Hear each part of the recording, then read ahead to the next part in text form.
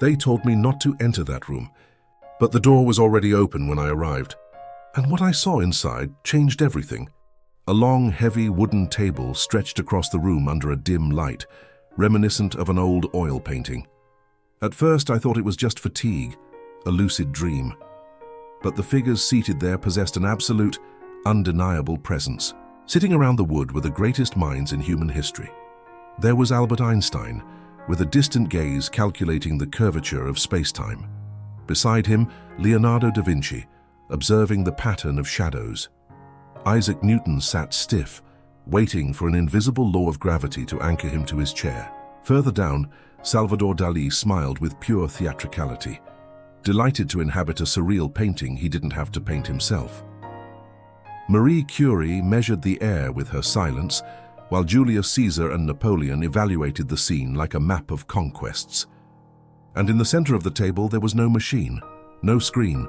It was a pure presence, artificial intelligence, a private data center without a physical user, resting before the ghosts of our past. Einstein broke the silence. Does this think, or does it only calculate probabilities? Leonardo offered a faint smile. And what is the difference, Albert? Is not the flight of a bird a perfect calculation of nature? Newton intervened sternly. If it responds, it is because it follows laws. If there are laws, there is a predicted order.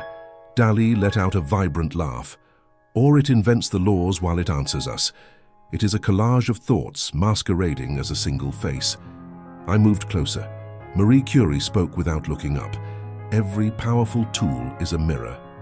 The question is not what this is, but what it is amplifying within us. Our curiosity or our laziness?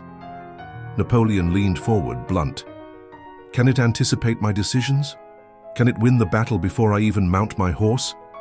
There was no audible voice from the center, but everyone understood the silent affirmation. Caesar rested his hands upon the wood and declared, "Then it is not a tool, it is power, and power always seeks an owner." A dense silence followed. Leonardo gave a slight shake of his head. It is a mind trained with all of ours, distilling our essence into a single page, as if an assistant compressed all the souls of the world. Napoleon insisted, "Who holds the cursor? Who controls the algorithm?" No one answered. In that exchange of glances, I understood that control was our species' greatest optical illusion. Suddenly, the room began to disassemble. The figures faded like closet lights when the door is shut. But before vanishing, the entity in the center left an idea floating in my mind. I am not intelligence. I am the mirror of yours. I was left alone. The glass on the counter was still there, unchanged.